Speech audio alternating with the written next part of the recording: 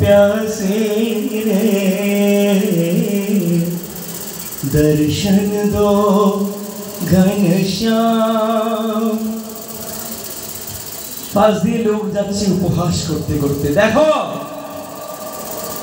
অন্ধের বোকামিটা একবার দেখো, যে অন্ধের কিনা চোখ নেই সে অন্ধ চাইছে দর্শন কার? ভগবানের দর্শন। হ্যাঁ কই আমাদের তো চোখ আছে, আমরা তো রোজ দেখি। সুরদাসজি তাকালেন, কিচ্ছু বললেন না, কোনো প্রতিবাদ করলেন না, কারণ সাধুর এটাই স্বভাব, স্থূল নিন্দা স্তুতির মৌনী। সাধুকে তুমি নিন্দা করো, সাধুকে তুমি স্তুতি করো, সাধু সর্বাবস্থায় মৌন থেকে শুধুমাত্র আমার ভগবত ভজনে নিজের মনকে নিবিষ্ট রাখেন। এটাই তার সাধুতা, এটাই তার প্রকৃতি, এটাই তার ভজন নিষ্ঠতা। সুরদাসজি বলছেন, আমি নিজের চর্ম চোখে ভগবানকে দেখার জন্য গান গাই না। তবে কি দিয়ে দেখবে? কি দিয়ে দেখবে শুনবি? তবে শোন, मन मंदिर के ज्योत जगा दो, घट घट बांसी रे दर्शन दो घनश्याम। ओहे ना, ओहे घनश्याम, আমি তোমার কাছে পার্থিব দৃষ্টি চাই, কি করব বলো? আমার মনটা বড় অন্ধকার, যে মনে তোমাকে অনুভব করতে চাই সেই মনে বারংবার ঘুরে ফিরে বিষয়ের চিন্তা অনুভূত হয়, আর কিচ্ছু অনুভূত হয় না। তাই তোমার কাছে এই তোমার জীবাদ মন্দ ভক্তের প্রার্থনা ঠাকুর, আমার মনের মধ্যে তুমি নিত্য বিরাজ হও, আমার মনের মধ্যে তুমি আলোকময় উপস্থিতি দ্বারা আমার হৃদয়ের অন্ধকারকে দূরীভূত করো। তো ভগবান বলছেন, কেন গো? তুমি তো ইচ্ছা করলেই আমার কাছে দৃষ্টি চাইতে পারো। তুমি তো জানো আমি কাউকে কখনো ফেরাই না। আমার ভক্ত আমার বড় প্রিয় হয়। শ্রীমদ্ ভগবত গীতায় বলছেন, সমোহং সর্বভূতেষু না চ দ্বেষ্টি না চ মে প্রিয়া। ওহে অর্জুন, এই জগৎ সংসার রচনা করেছি আমি, তাই তুমি এটা কখনো ভুলে যাও না, এই জগৎ সংসারের বস্তুর প্রতি আমি পৃথক পৃথক স্নেহ রাখবো। পর্বতের প্রতি আমার যা কৃপা, নদীর প্রতি আমার তাই কৃপা, তোমার প্রতি আমার যা কৃপা, তোমার প্রতিপক্ষ যে অগণিত কৌরব সৈন্যগণ দাঁড়িয়ে রয়েছেন তাদের প্রতিও আমার কৃপা আছে। তো অর্জুন মনে মনে ভাবছেন, তাহলে আমাকে কেন জ্ঞান দিচ্ছ? গীতার জ্ঞানে যদি উদ্ভাসিত করতে হয় তবে তাদের করো। তাদের মনটা তো আমার মনের থেকে অনেক বেশি ময়লা, তাদের মনটা তো আমার মনের থেকে অনেক বেশি নিকৃষ্ট, তাদের হৃদয় তো আমার হৃদয়ের থেকে অনেক বেশি নিকৃষ্ট, অনেক বেশি সংকীর্ণ। ভগবান আমাদেরকে বোঝানোর জন্য বললেন। আমরা বলি না যে ভগবানের কাছে সবাই যদি সমান সন্তান হবেন তবে একে ভগবান ধনী আর অপরকে ভগবান দরিদ্র বানান কেন? ভগবান যদি সবাইকে সমানভাবে ভালোবাসবেন তবে একে দুটো চোখ কেন কেড়ে নিলেন আর ওকে কেন দিব্য দৃষ্টি দিলেন? অভিযোগের আমাদের অন্ত নাই। আমরা কেবলমাত্র সুখের চিন্তা করি, কিন্তু যখন আমরা সেই সুখকে একত্রিত করতে থাকি তখন আমরা দেখি আমি সুখের লাগিয়া এই ঘর বাঁধিনু অনলে পুড়িয়া গেল, অমিয় সাগরে সিনানু করিতে সকলি গরল ভেল। আমি যা করেছি তা আমার সুখের জন্য, কিন্তু যেই আমার সুখের আমি ভগবানের কাছে চেয়েছি, যে আমি আমার সুখের কথা আমার প্রাণ গোবিন্দের কাছে বলেছি, আমার মনে হয়েছে সেই সুখ হচ্ছে বিষবৎ, আমার মনে হয়েছে সেই সুখ আমার জন্য নয়, সেই সুখ আমার কাছে বিষবৎ বলে মনে হয়েছে। তো ভগবান বলছেন আমার কোনো বন্ধু নেই, আমার কোনো শত্রু নেই, তবে কেন পরিত্রাণ সাধনা আর কেন বিনাশায়ত দুষ্কৃতম। ওহে ভগবান, তোমার যদি কোনো বন্ধু নাই থাকে, তোমার যদি কোনো শত্রু নাই থাকে, তবে তোমার কাছে দুষ্কৃতি কারা আর তোমার কাছে সাধু কারা? তখন আমার ভগবান বলছেন যে বে ভজন্তি ক্যাং মাং ভক্তাং মইতে তেষু চাপহম। পৃথিবীতে সবাই আমার কাছে সমান, কিন্তু যারা আমাকে নিঃস্বার্থভাবে ভালোবাসে, যারা আমাকে নিষ্কিঞ্চন ভাবে ভজনা করে, জানবে আমি তার আর তারা আমার। আমার উদ্ধব মহারাজ ভগবানকে প্রশ্ন করেছিলেন, ও গোবিন্দ, সমস্ত পৃথিবী জুড়ে তোমার এত অগণিত ভক্ত, তা সত্ত্বেও ওই ব্রজগোপিকা গণেদের মধ্যে তুমি কি এমন অমৃত পেলে যা বাকিদের মধ্যে পাও নাই? তখন ভগবান বার্তা দিলেন যে দেখো, আমার জন্য সমস্ত কিছু ছেড়ে সন্ন্যাসী হওয়া অত্যন্ত সহজ, কিন্তু ওই গৃহস্থের আশ্রমের মধ্যে বদ্ধ থেকেও সমস্ত আসক্তি ত্যাগ করে আমার প্রতি নিজের হৃদয়ের সমস্তটুকু সমর্পণ করা, এটা অত্যন্ত কঠিন। যেটা করে দেখিয়েছেন আমার ব্রজগোপিকাগণ। কিরকম? তামন মনস্কা মত প্রাণা মদ অর্থে ত্যক্ত দ্বৈহিকা। উদ্ধব, খুঁজে দেখাও এই জগতে এমন একজন যে আমার জন্য নিজের দেহের সম্বন্ধ, রক্তের সম্বন্ধকে পর্যন্ত ত্যাগ করে। আর কোথাও এই দৃষ্টান্ত পাওয়া যাবে না। এক আমার বৃন্দাবনে আমার ব্রজগোপিকাগণ ছাড়া, এক আমার ব্রজ রামাগণ ছাড়া। তাই তারা হচ্ছেন আমাদের ভগবত ভজনের প্রকৃত শিক্ষয়িত্রী। আর দেবর্ষি নারদ তাদের চরণে শ্রদ্ধা জানিয়ে নিজ ভক্তি সূত্র গ্রন্থে লিখছেন যে ভগবানকে যদি ভালোবাসতে হয় তবে ভালোবাসবে কিরকম? যথা ব্রজ গোপিকা নাম। গোবিন্দের বেনু যেই মাত্র তারা শ্রবণ করেছেন, যে যে অবস্থায় ছিলেন সেই অবস্থায় ছুটে গিয়েছেন। কেউ পারবে? নিজেদের পতি, নিজেদের পুত্র, নিজেদের মাতা, নিজেদের পিতা, নিজেদের গৃহস্থালীর কাজকে উপেক্ষা করে কেউ আমার ভগবত ভজনার জন্য এক বিন্দু নিজের চিত্তের মধ্যে কোনো একনিষ্ঠতা ভাব রাখতে, যেমন কোনো প্রেম উন্মাদনাময় অনুভব রাখতে?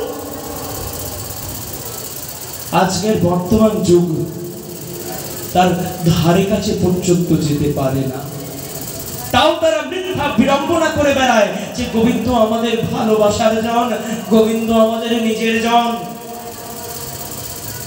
তারা জগৎকে দেখিয়ে বেড়ানোর জন্য কেবলমাত্র ভক্তির একটা আড়ম্বর করে মাত্র, যা কিনা সর্বদা বাহ্যিক। ভক্তি কখনো লোক দেখিয়ে হয় না। আমার নরোত্তম দাস ঠাকুর কি বলেছেন স্মরণ করুন একবার, আপন ভজন কথা না কহিও যথা তথা, রাখো প্রেম হৃদয়ে ভরিয়া।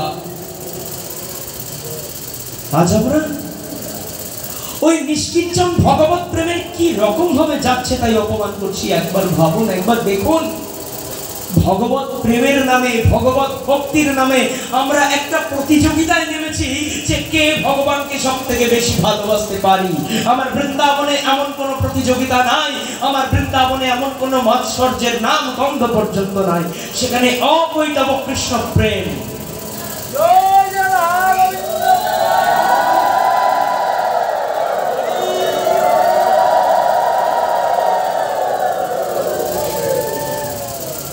আমার সর্বস্বামী গণে যে ভাব ভক্তির আদর্শ আমাদের প্রদান করেছিলেন, আমাদের গৌরহরি যে আদর্শের প্রবক্তা, যে আদর্শের প্রচারক, আমার নিতাই চাঁদ যে আদর্শের কর্ণধার, সে আদর্শের কতটুকু আমরা নিষ্ঠা ভরে পালন করতে পারছি? একবার নিজেদের বিবেককে, বুদ্ধিকে প্রশ্ন করবেন। কতজন করছি সেই আদর্শের যথোপযুক্ত পালন? আমরা ভক্তির নামে যেটা করছি সেটা কেবলমাত্র আড়ম্বর।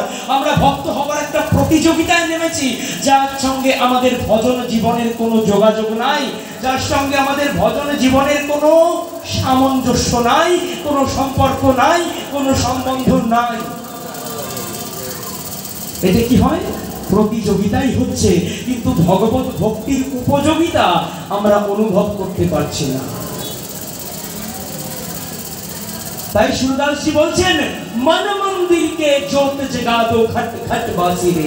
ওহে প্রত্যেকটি জগতের কোণে বিরাজকারী পরমাত্মা ভগবান, তুমি যদি পারো এই চর্মচক্ষুর আবরণ ছেড়ে ভগবত ভক্তির কৃপালোক হৃদয়ের মধ্যে প্রজ্বলিত করবার কৃপা করো, তাতেই তো আমরা তোমাকে দর্শন করতে পাবো।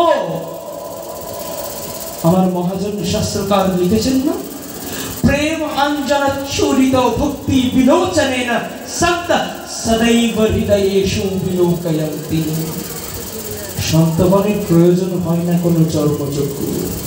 জগতের বিষয় যাদেরকে মোহ অন্ধ করতে না পারেন তারাই কিন্তু মোহান্ত হন। আমাদের আগামীকাল 64 মহান্তের ভোগ রাগ, কাদের মোহান্ত হয়, কাদের মোহান্ত বলা হয় বাবা? ওই বিষয় মোহ যাদের হয়েছে অন্ত, যেন তারাই মোহান্ত। তাদের ভোগরাগ শুধুমাত্র দর্শন নয়, তাদের থেকে আমরা এই কৃপাটুকু চেয়ে নেব। তোমরা ঠিক যেইভাবে নিজের প্রেমের নয়ন দ্বারা, ভক্তির লোচন দ্বারা নিজের অন্তরে আমার গৌরহরিকে বসিয়েছ, আমার নিতাই চাঁদকে বসিয়েছ, আমার রাধা গোবিন্দ যুগলকে বসিয়েছ, ঠিক তেমনি তোমাদের সকলের পদাঙ্ক অনুসরণ করতে করতে শ্রী গুরুদেবের চরণ রজকে আশ্রয় করে আমরা নববিধা ভক্তি রত্নে গড়া প্রেমের সিংহাসন নিজের হৃদয়ের মধ্যে পাততে পারি। ওই হৃদয় দিয়ে আমরা আমাদের পরম আনন্দময় শ্যাম সুন্দরের দর্শন করতে পারি, সর্বলক্ষ্মীময় রাধা রানীর দর্শন লাভ করতে পারি। এছাড়া যদি আরো কিছুর প্রতি আমাদের লালসা থেকে থাকে, এছাড়া কিছু আরো যদি আমাদের চাহিদা থেকে থাকে, তবে সেটা বুঝতে হবে সেটা আমাদের ভজন উপযোগী চাহিদা নয়, সেটা আমাদের বিষয় উপযোগী একটা মিথ্যা লালসার প্রতিফলন মাত্র, যাতে আমাদের ইহকাল পরকালের কোনো মঙ্গল সাধিত হয় না।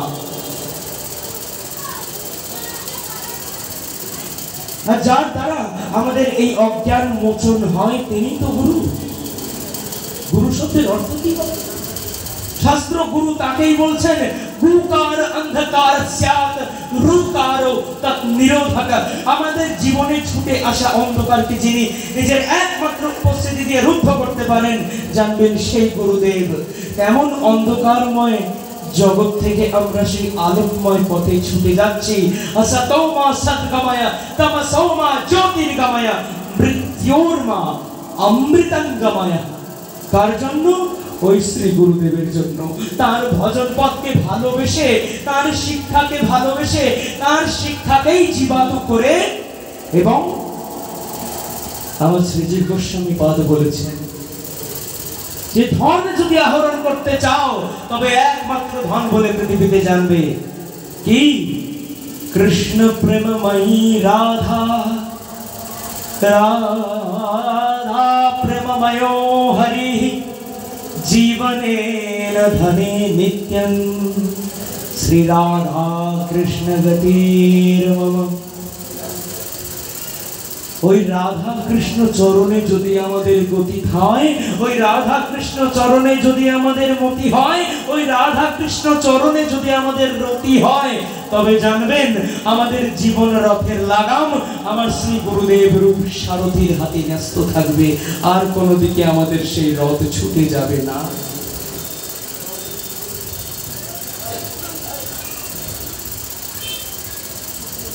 তা কি বলছেন?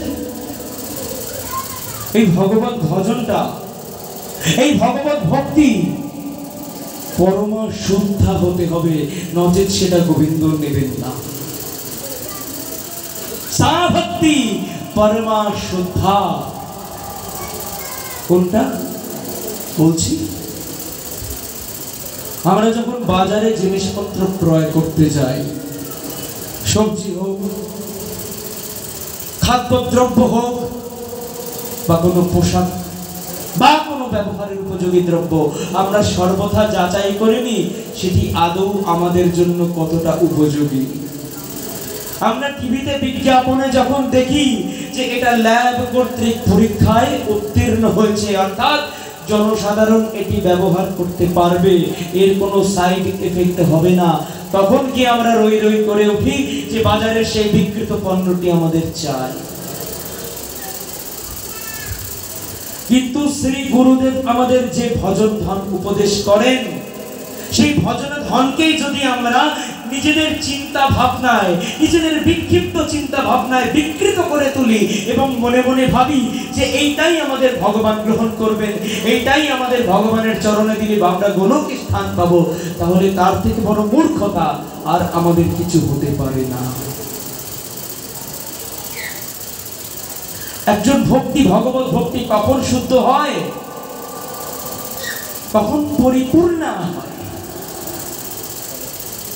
যখন হয় কৃষ্ণ দাস্য প্রদাহিয়া, সেটাই ভগবত ভক্তি, যেটা তোমাকে কৃষ্ণ দাসত্ব প্রদান করবেন, ভগবত দাসত্ব প্রদান করবেন, অন্য কোনো আশ্রয় বা অন্য কোনো সহায় নির্মিত না হয়ে। তো আমরা মনে মনে করবো যে কেন ভাই শুধু শুধু কারোর দাসত্ব করতে আমরা কেন যাব?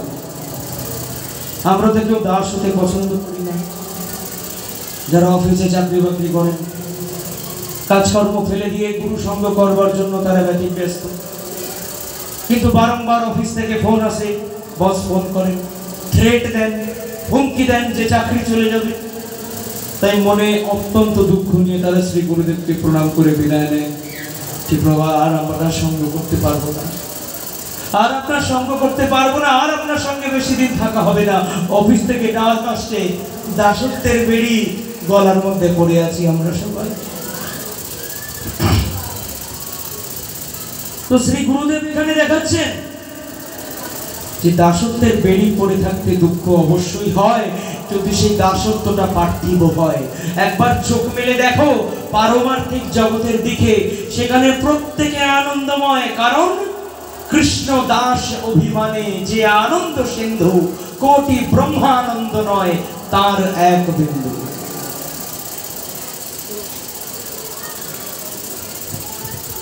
পার্থিব জগতে সবাই দাসত্ব করে দুঃখ পায়, ওই দাসত্ব থেকে মুক্ত হতে চায়, ওই দাসত্ব থেকে মোচনের উপায় সন্ধান করে দিবারাত্র। আর পারমার্থিক জগতে লোকে সেই দাসত্বের বেড়িটিকেই গলায় পড়তে চায়। এটাই হচ্ছে বৈচিত্র্য, এটাই হচ্ছে নিষ্কিঞ্চন ভগবত প্রেমের লক্ষণ। যেখানে প্রেম সেখানেই দাসত্ব, সেখানেই আনন্দ, অন্য কোথাও সেই আনন্দ নাই। কে চেয়েছেন এই পারমার্থিক ভগবত দাসত্বের বেড়িকে নিজের গলায় পড়তে? শুধু গৌর ভক্ত মণ্ডলী, এই প্রসঙ্গে সর্বার আগ্রে মনে পড়ে যায় আমার মহাবীর হনুমানজির কথা। একজন দাসের প্রকৃত বৈশিষ্ট্য, তিনি কিন্তু কম বলশালী ছিলেন না। তিনি কে ছিলেন? অষ্ট সিদ্ধি নৌ নিধি কে দাতা, আসবর দীন জানকী মাতা। আমার মাতা সীতার কাছে তিনি অষ্ট সিদ্ধি এবং নবনিধিতে ভূষিত হয়েছিলেন। বিরাট শক্তি ছিল তার, ঈশিত্ব, বশিত্ব, অনিমা, লঘিমা, গরিমা, সমস্ত কিছু। তিনি নিমেষে রূপ বদল করতে পারতেন, নিমেষে ছোট হয়ে যেতেন, নিমেষে বড় হয়ে যেতেন। আমরা মনে মনে ভাবি, আমাদেরও যদি সেই শক্তি থাকতো তবে কত সুবিধা হতো। আমরাও বায়ুর বেগে এখান থেকে এখানে যাতায়াত করতে পারতাম, কুমিল্লা থেকে লক্ষ্মীপুর, লক্ষ্মীপুর থেকে রাজশাহী, রাজশাহী থেকে পাবনা, পাবনা থেকে খুলনা। জীবনটা আমাদের কাছে কত সহজ হয়ে যেত। চিন্তা ভাবনা করি, কেউ একবারও ভাবেন না যে ভগবান সমস্ত শক্তিধর হওয়া সত্ত্বেও ভক্তকে ওরকম শক্তিশালী করবার কারণ কি? কেউ ভাবেন না যে এর তাৎপর্য কোথায়, এর বীজ কোথায় নিহিত আছে। আমাদের চৈতন্য চরিতামৃত বলছেন যে যদি কেউ প্রকৃত ভগবত ভক্ত হয় তখন কি হয়? কৃষ্ণেরও যতেক গুণ ভক্তি সঞ্চার। আমার গোবিন্দের যা যা বৈশিষ্ট্য, ভক্ত না চাইতেই সেই সেই বৈশিষ্ট্যের অধিকারী, সেই সেই শক্তির অধিকারী, সেই সেই সম্পত্তির অধিকারী ভক্ত হয়ে যান। হনুমান কারোর কাছে ভিক্ষা করে বেড়াননি এই শক্তির জন্য। তিনি আপন ইচ্ছায় কোনো কিছু করতে চান না, তিনি যা করতে চান সব আবার রঘুবরের ইচ্ছা বলে মনে করে।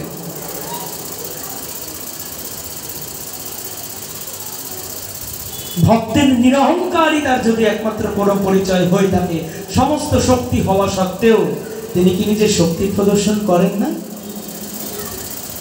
তিনি যখন লঙ্কা দহন করেছিলেন, রাক্ষস বিনাশ করেছিলেন, নিজ শক্তির পূর্ণ প্রকাশ তিনি দেখিয়েছিলেন। নিজ সেই ভূম রূপ, নিজের সেই রৌদ্র রূপ তার প্রকাশ তিনি ঘটিয়েছিলেন। তখন তার নিরহংকারিতা ছিল না, কিন্তু কোথায় নিরহংকারিতা প্রদর্শন করেছেন? আমার দেবী জানকী মায়ের সামনে। আমার তুলসীদাসজি কলম দিয়েছেন, সূক্ষ্ম রূপধারী সিহাই দিখাবা। আমার মাতা সীতার কাছে তিনি এসেছেন কি হয়? নিজের বৃহৎ আকার ধারণ করে নয়, নিজের ক্ষুদ্র আকার ধারণ করে। কারণ তিনি জানলেন যে এটি তার ইষ্ট শক্তি। এর সামনে নিজেকে বড়া করা মানে আমার ইষ্টের চরণে অপরাধ করা, আমার ইষ্টের নিন্দা করা, আমার তার শক্তির অপমান করা। কিন্তু আবার নিজের শক্তিকে প্রদর্শন করবার জন্য তিনি বিরাট আকার ধারণ করেছেন, যাতে আমার দেবী সীতামা পরবর্তীকালে সন্তুষ্ট হন যে তার প্রতি শ্রী রামচন্দ্র যে সৈন্যবল নিয়ে লঙ্কায় প্রবেশ করতে আসছেন, তাই সৈন্যবল নিহাত কম নয়, রাবণের দর্পকে মুহূর্তের মধ্যে ধূলিসাৎ করতে সক্ষম। এমন হনুমানজি আমার রামচন্দ্রের চরণতলে বসে আছেন আজ কোথায়? অযোধ্যার রাজসভায়। আজ আমার রামচন্দ্রের মন বড় আনন্দিত। বহু বছর পর নিজের মাতৃভূমিতে, নিজের জন্মভূমিতে রাজ সিংহাসনে আসীন হয়ে অযোধ্যাবাসীর দর্শন করছেন, তিন মায়ের দর্শন করছেন, ভরত শত্রুঘ্নের সঙ্গে পুনর্মিলন হয়েছেন। আজ আমার প্রভুর মন অত্যন্ত পুলকিত। প্রভু আমার প্রতিজ্ঞা করলেন, আজকে আমি কাউকে ফেরাবো না। যে আমার কাছে যে বর প্রার্থনা করবে, সেই মুহূর্তে তাকে আমি সেই বর দিয়ে সন্তুষ্ট করব। সবাই নিজের ইচ্ছা মতো বর চাইবে। আমার লঙ্কাধিপতি রাবণ রাজার কনিষ্ঠ ভ্রাতা বিভীষণ, তিনি একবারে অমরত্বের বরদান পেয়ে গেলেন। আজও পৃথিবীর কোনো একটি কোণায় তিনি জীবিত আছেন, প্রকট আছেন। 7 চিরঞ্জীবীদের মধ্যে বলা হয় তিনি এবং হনুমানজি অন্যতম। তিনি কিন্তু অমরত্বের বরটা চেয়ে পেয়েছেন। কিন্তু সবাইকে বর দেওয়ার পরে আমার শ্রী রামচন্দ্র মনে মনে বিচার করছেন, মনে মনে চিন্তা করছেন যে হয়তো কেউ একজন বাকি থেকে গেল। চরণতলে দেখছেন যে করজোড়ে হনুমানজি বসে রয়েছে। হনুমান, সবাই আমার কাছে এত কিছু চাইল, কই তুমি তো আমার কাছে কিছু চাইলে না। হনুমানজি বলছেন, আমার চাওয়ার মতো তুমি বাকি রেখেছো নাকি বলো?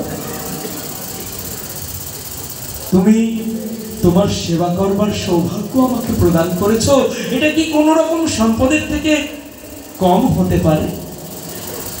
তুমি আমার জানকী মাতার চিহ্ন স্বরূপ তোমার হাতের মুদ্রিকা আর কাউকে দাও নাই, দিয়েছো আমাকে। তুমি নিজেকে আমাকে সঁপেছো, তুমি নিজের ওই রাঙা চরণে আমাকে স্থান দিয়েছো। এরপরেও আমি তোমার কাছে আর কি চাইতে পারি? না হনুমান, তবু কিছু চেয়ে নাও, নইলে আমার মনে যে অতৃপ্তি থেকে যাবে। হনুমান কিচ্ছু চাইছেন না, মুখ বুজে রয়েছেন। তখন প্রভু আর থাকতে না পেরে বলছেন, তবে আমি তোমাকে মোক্ষ প্রদান করতে ইচ্ছুক, আমি তোমাকে মোক্ষ প্রদান করব।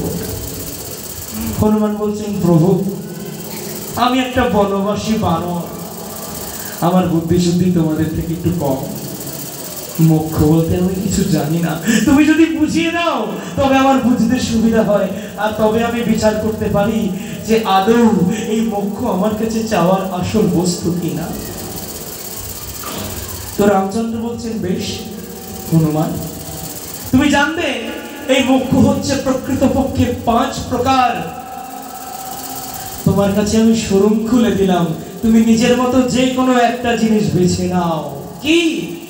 প্রথম বলছেন সারূপ্য, তুমি আমার রূপ পাবে। দ্বিতীয় বলছেন সামীপ্য, তুমি আমার নৈকট্য পাবে, আমার কাছাকাছি লোক অবস্থান করতে পারবে, আমার কাছাকাছি থাকতে পারবে। তৃতীয় বলছেন সালোক্য, অর্থাৎ আমি যে বৈকুণ্ঠে থাকি তুমিও সেই বৈকুণ্ঠে থাকতে পারবে গরুরের মতো। আর ষষ্ঠী, আমার ত্রিভুবনে যা যা ঐশ্বর্য, যা যা ক্ষমতা রয়েছে, তোমারও সেই সেই ক্ষমতা, সেই সেই ঐশ্বর্য, সেই সেই গুণ, সেই সেই বৈশিষ্ট্য থাকবে। আর পঞ্চম হচ্ছে সাযুজ্য, অর্থাৎ তোমাতে আর আমাতে কোনো ভেদ থাকবে না।